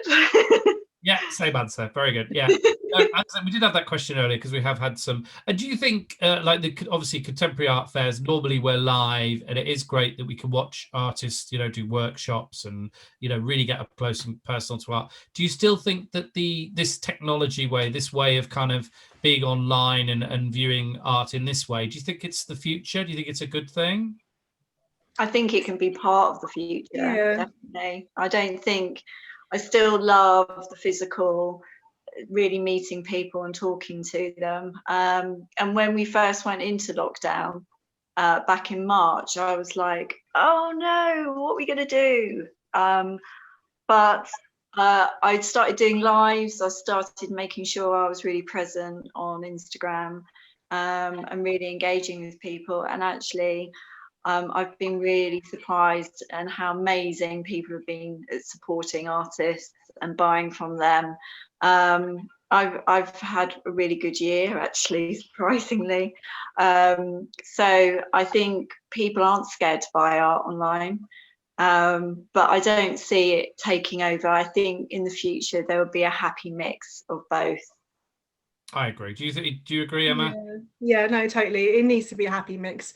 I personally, if I ever go to art fairs, I like to get really, really close to all the paintings and really sort of see the detail and the brushstrokes. And obviously you can't really do that sort of virtually. So nothing will sort of necessarily always take away that experience of getting right up in there in a painting. But yeah, definitely a balance. And obviously with the virtual world, you can see more and you can see things from all over the world much more easier. So yeah. Brilliant. Well, I hope we see both of you in the flesh next time at the next contemporary art fairs. Just quickly, a quick question, a quick answer. How do you manage to sell your paintings? Jacqueline Norman has asked that question. I'm not sure what she means by how do you manage to sell your paintings, but maybe you can interpret that. So for me, I am in a few local sort of shops and cafes and pubs and things, but a lot of it is also through my own marketing on Facebook, mainly through Facebook, actually, quite a lot through Facebook, not necessarily so much through Instagram. A lot of self-promotion and just local community things. So Jacqueline says she's having a lot of trouble selling hers, so maybe that's a bit of advice for Jacqueline. Maybe a Facebook page or something like that. Is that what you mean by Facebook, guys? Is that a good thing to do? It's your business, and it is having a bit of a brand as well, and kind of everything that you do is about your artwork and stuff, and you guys. Yeah, I would say it's definitely about being visible. People want to see the artist as well. I think sometimes artists can just post a picture of their painting, but actually people want to see behind the scenes. They want to see how you paint, how you create. You can do live demonstrations on Instagram and Facebook. I think the more you engage your audience, the more they understand how and why you create, and it can't ever replace you standing in front of someone, but it really does help if you are engaging and really be honest and show how you produce your work. Brilliant. Great answers. I really hope that's helped Jacqueline, who's popped that in there. She said she had difficult selling on Facebook, but I think by mentioning not just sticking your pictures up there, actually being part of that and actually being a person and not just just having your work. Hopefully that's helped you, Jacqueline. Thank you very much for talking to us today. I know you've been hanging around waiting because we have ran over a bit today, but it's been worth it because we've loved seeing your pictures. And of course, if you want to get hold of Ellie or Emma's work, you can go to the link in the chat there. Of course, it's all over at the Contemporary Art Fair's website. Click on the artist. You can even learn all about, we're talking about learning about your artist. You can have some information there about Ellie and Emma as well, find out a bit more about them and their work. Again, thank you very much for talking to us today. And good luck with everything. And hopefully next time we'll see each other in the flesh and not in this electronic world that we seem to be in. Thanks, girls. Bye-bye. Thanks. Bye. Bye. Oh, brilliant show. For having me. Bye. Pleasure. Thanks, guys. Thank you. What a brilliant show. It really has been a fantastic show. Thank you very much to everybody that has put questions up, has got involved, wherever you are in the world. I know we've got people from all over the world. I can tell you that we have sold over 15 Prince's Trust canvases. So we're so over the moon with everybody that's bought one of those. Don't forget, you've got till the 22nd of November to purchase any of the art over on the website. That's it. After that date, there is no more. So make sure you get involved with that. Our next contemporary art fair is going to be from the 5th to the 7th of March at the Sandown Park Racecourse in Esher. We hope to see you all there. I must say a big thank you to our sponsor, Loxley, for their help with the contemporary art fairs for this year and previous years. So thank you to them. And thanks to all you guys for watching. I've been your host. I hope you've enjoyed the last couple of hours. Hope you've learned something. I hope you've been entertained. And hopefully you've found something over on the website. The website, of course, is still open till the 22nd. So have a look there and see what catches your eye and maybe purchase something a little bit special for now or for the future for yourself or for somebody else. We've got all of the social medias there. Keep following us on Instagram, Twitter, LinkedIn and Facebook. And Tracy says, fantastic events. Thanks, Trace. That's a good way to end. Thanks very much. Thanks for all your lovely comments. Quick one. Nick, Emma and Ellie, thanks for all sharing your tips and inspiration. That's from Ben Smith. Thank you, Ben. And thanks to everybody for all your comments. I've been Paul Metcalf, your host here at Contemporary Fairs. Hopefully next time we'll meet in the flesh. If not, I'll see you here online at the next Contemporary Art Fairs. From all the team here, and I really do mean all the team, thank you and goodbye, and keep painting. Bye-bye.